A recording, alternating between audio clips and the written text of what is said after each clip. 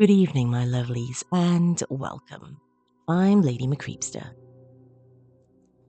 This evening, we have a tale from the Creepypasta Wiki. An oldie, but definitely a goodie. Let me know in the comments if you've heard this one before, by author Blue Title. So come now, my dears. Lean in closer, and we'll begin.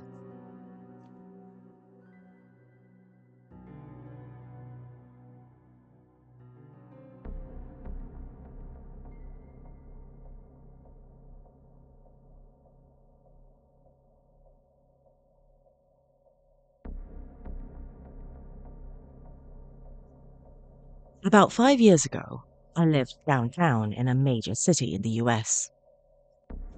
I've always been a night person, so I would often find myself bored after my roommate, who was decidedly not a night person, went to sleep. To pass the time, I used to go for long walks and spend time thinking. I spent 4 years like that, walking alone at night and never once had a reason to feel afraid. I always used to joke with my roommate that even drug dealers in the city were polite. But all of that changed in just a few minutes of one evening. It was a Wednesday, somewhere between 1 and 2 in the morning, and I was walking near a police-patrolled park quite a ways from my apartment. It was quiet even for a weeknight, with very little traffic and almost no one on foot. The park, as it was most nights, was completely empty. I turned down a short side street in order to loop back to my apartment when I first noticed him. At the far end of the street, on my side, was the silhouette of a man dancing. It was a strange dance, similar to a waltz, but he finished each block with an odd forward stride. I guess you could say he was dance walking, headed straight for me. Deciding he was probably drunk, I stepped as close as I could to the road to give him the majority of the sidewalk to pass me by. The closer he got, the more I realized how gracefully he was moving. He was very tall and lanky and wearing an old suit. He danced closer still until I could make out his face. His eyes were open, wide, and wild, his head tilted back slightly, looking off at the sky. His mouth was formed in a painfully wide cartoon of a smile. Between the eyes and the smile, I decided to cross the street before he danced any closer. I took my eyes off him to cross the empty street. As I reached the other side, I glanced back and then stopped dead in my tracks. He had stopped dancing and was standing with one foot in the street, perfectly parallel to me. He was facing me, but still looking skyward, smile still wide on his lips. I was completely and utterly unnerved by this. I started walking again, but kept my eyes on the man. He didn't move. Once I had put about half a block between us, I turned away from him for a moment to watch the sidewalk in front of me. The street ahead of me was completely empty. Still unnerved, I looked back to where he had been standing to find him gone. For the briefest of moments, I felt relieved until I noticed him. He had crossed the street and was now slightly crouched down. I couldn't tell for sure due to the distance and the shadows, but I was certain he was facing me.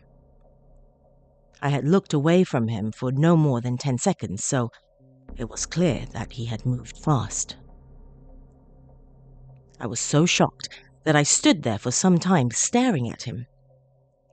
And then he started moving toward me again.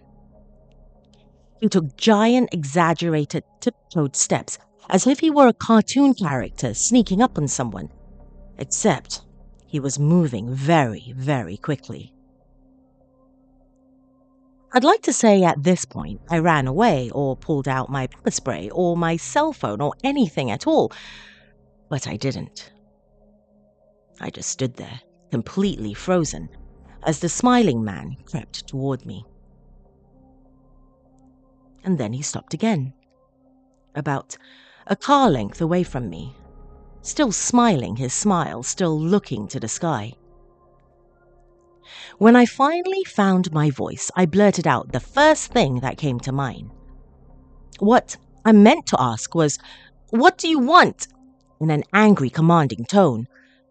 What came out was a whimper. "What?"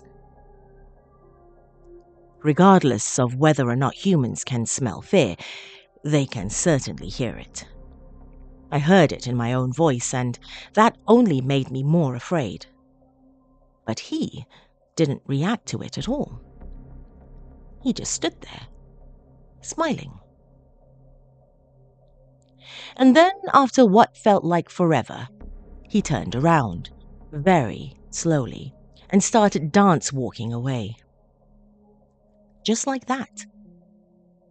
Not wanting to turn my back to him again, I just watched him go, until he was far enough away to almost be out of sight. And then I realized something. He wasn't moving away anymore, nor was he dancing. I watched in horror as the distant shape of him grew larger and larger. He was coming back my way, and this time, he was running. I ran too. I ran until I was off to the side road and back onto better lit roads with sparse traffic.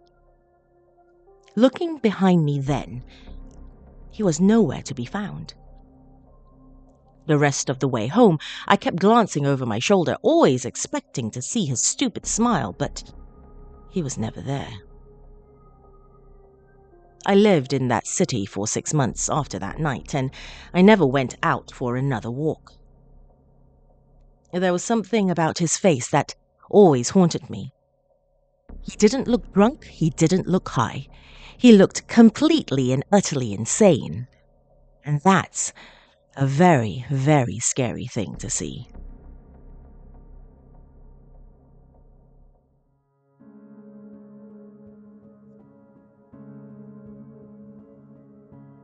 Thank you for joining me this evening, my dear.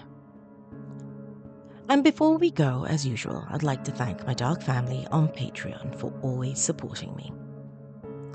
Family members such as Dawn Fritzwater, Laura Setta-Penry, Kira Powell, Leslie Robinson, Oliver Dace, L. Andrew Augustus, Stephen Aguilera, Casey Eikenser, and Bill Fawnsley.